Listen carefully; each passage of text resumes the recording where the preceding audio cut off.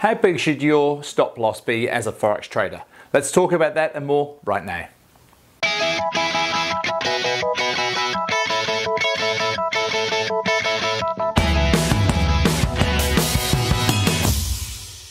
Hey traders, Andrew Mitchem here, the Forex Trading Coach, video and podcast number 225. And in this episode, I want to talk about a really important subject, and it's all about how big should your stop loss be. Now, my initial answer is probably not what you want to hear. My initial answer would be, it depends. And it depends on a lot of things, so I can't give you a straight number of pips answer. I'll tell you why shortly. So, stop losses, they're really important. In my opinion, you should definitely use one. A lot of people, or some people say, don't use them at all. They say if you don't have a stop loss, you can't get stopped out of the market. The problem that I see with that is that that's fine in theory. The problem is that one or two bad trades that goes against you and it just keeps going. And those are the trades that can do some serious damage on your account. So the way I like to trade is I like to have a controlled and equal risk on every trade that I take. Doesn't matter what the strategy, what the time frame of the chart is, what the currency pair is, what the day of the week is, what the direction of the trade is, it doesn't matter. And so therefore, when I'm taking those trades, I need to know the size of the stop loss. But I don't just take a generic stop loss. I don't say this trade's going to have a 30 pip stop loss or this trade's going to have a 50 pip stop loss. You cannot trade successfully like that because, you know, a 30 pip or a 50 pip stop loss doesn't mean anything. The stop loss size of your trade needs to be determined by a few things. One, your overall strategy. Two, the currency pair you're trading, because of course different pairs have different movements, so different amounts of move within a day. As an example, if you were trading the Euro British Pound, vastly different to have a stop loss of say 30 pips on that, as opposed to the British Pound New Zealand dollar, which could move, you know, like 200 or 300 pips in a day, as opposed to the Euro Pound that might move 50 pips in a day. It also depends on the time frame of the chart you're trading, and it also, really importantly, it depends on the current market conditions. So you need to factor all those things together. What you should do though is always place your stop loss at a level that suggests that if that level gets hit and the price gets to that level, you accept that you are wrong, the trade is wrong, the setup's wrong, whatever it might be, and you accept that you take a loss on that particular trade.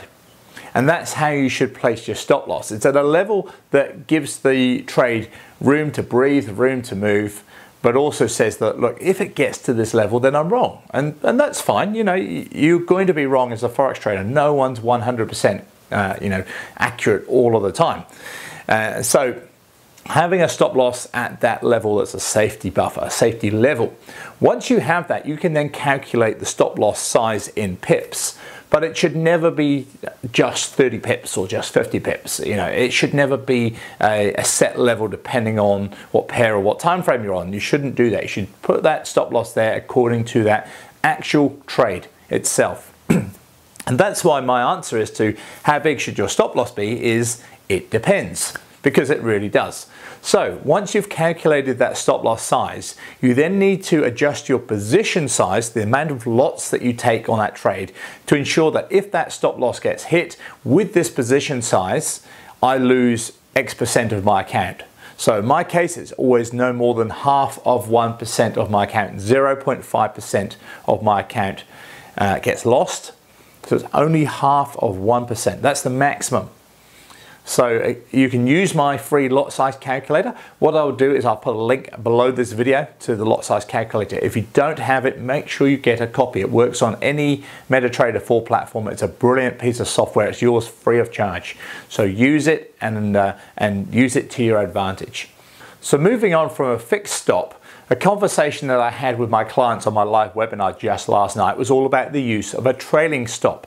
Now, personally, I'm not really a fan of a trailing stop because it's like, do you choose 20 pips to trail or 50 pips or whatever it should be? You know, it's a hard thing to actually determine. I would personally, and this is what I suggested on my webinar, I would personally say that you either look at, if you move into profit, So your trade's into profit, it hasn't got your profit target yet. You've got a few options. You could look at closing part of that trade out to guarantee that you've locked in some profit and the rest is still in the trade. You could move your stop loss up to a fixed level. And in my opinion, that's a better way of doing it. A combination of closing part of the trade if you wish to, and or moving your stop up or closer to the entry point and then into profit by using fixed levels rather than trading stops. And by that I mean look for previous swing highs or lows or round numbers, etc. Don't just move your stop to break even, because really break even doesn't mean much. It's just a feel good thing. This makes you feel good because you know you can take a zero loss on that trade, or you might make a small profit or a small loss. Break even isn't particularly that good a position for a stop loss, depending of course on the price at that time. But I'd rather move your stop up to certain levels, keep moving it up if you need to, locking in some profit, guaranteeing some profit, and keep moving it according to previous price action if you wish to do that.